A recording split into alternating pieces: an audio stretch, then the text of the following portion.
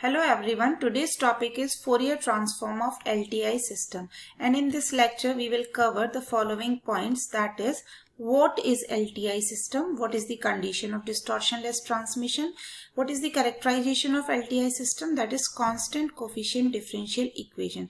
So what is LTI system? LTI system is basically a system which fulfills the linearity and time invariant property both. So the response of LTI system is characterized as a convolution sum or convolution integral. If the input and output are of discrete nature, then the system response is convolution sum, and if the input and output are of continuous nature, then the system response is called as convolution integral. So before we proceed further, we should know the terminology that we have used in our lecture, that is, small x of t is the input to the LTI system and its Fourier transform is given by capital X of omega. Yt is the output response of the LTI system and its Fourier transform is capital Y of omega. Ht is the impulse response of the LTI system and its Fourier transform is capital H of omega, and it is called as the frequency response. Remember one thing. Ht is the impulse response and it is defined in time domain. H of omega is the frequency response and it is defined in frequency domain. And H of omega is also defined as the ratio of output to the input. So when we talk about the Fourier transform of LTI system, we first should know what is the distortionless condition of LTI system.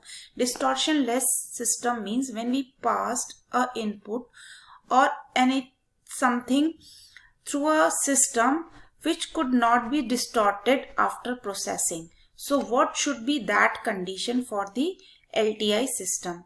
And that condition is when the system is distortionless, then input and output have identical wave shape within a multiplicative constant and a constant time delay. Thus in distortionless transmission, the input xt and the output yt satisfy the condition, that is yt is equals to gxt minus td. It means that we can understood this by taking this representation. This representation is the graphical representation. Here it is the input that is applied to the LTI system and whose amplitude is 1, and it is extending from minus t to plus t. When it is passed through a distortionless transmission, then there is a multiplicative factor of g is allowed to the input and there is also a delay of td is allowed to the input. If this condition exists, then the system is said to be distortionless transmission. I am also saying that there is a delay of td is allowed, but there is advanced in time is not allowed, because advanced in time makes the system non-causal. So always delayed in time is allowed for the distortionless transmission.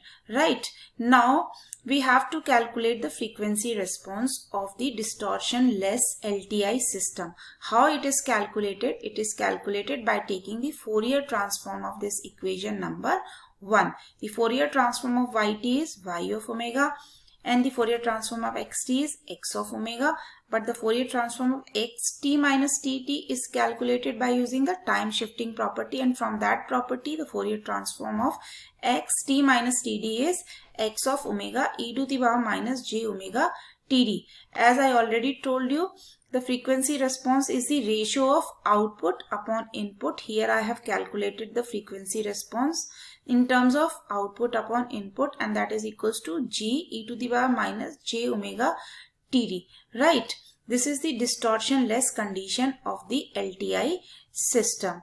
Now come to the characterization of LTI system. The LTI system is characterized by a linear constant coefficient differential equation. In this equation, the input and output are related through a differential equation, and ak and bk are the constant coefficient. So here in this differential equation, the order of the differential equation is k, and here the order is also k. Now from this differential equation, we have to calculate the frequency response and the impulse response of the system, as the equation describes the input and output only. So how we will calculate? We will take the Fourier transform of this equation, left hand side also and the right hand side also. When we take the Fourier transform, we will use the differentiation property to write the Fourier transform. As you can see, the differentiation property is if xt has a Fourier transform capital X of omega, then dk xt dt k has a Fourier transform j omega k x j omega. By applying this property, we have this term defined by equation number 6. Now take the output to the input ratio, then we have the frequency response and it is described by equation number 7. Now when you have to calculate the impulse response from the frequency response, then you have to just take the inverse Fourier transform, right? Now this all theory can be understood by taking this example, that is, in this example, consider the input-output relationship of an LTI system given by d square yt over dt square plus 4 dyt over dt plus 3yt is equals to dxt over dt plus 2xt. In this question, we have to determine the frequency response and the impulse response of the LTI system.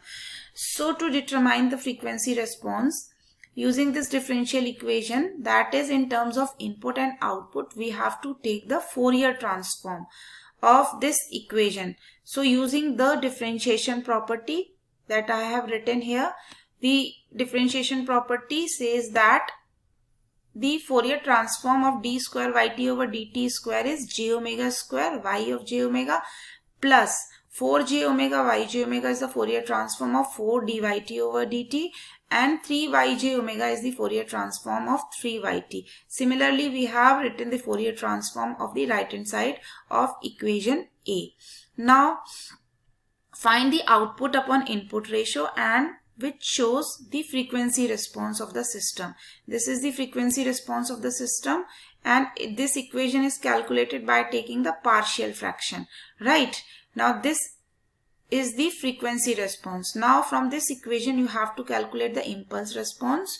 So use the transform pair table to calculate the impulse response or to calculate the inverse Fourier transform. From that transform pair table we have written the inverse Fourier transform of this term, and it is calculated as ht is equals to half e to the minus t ut plus half e to the minus 3t ut. Okay, so this is the final solution of this example. Thank you.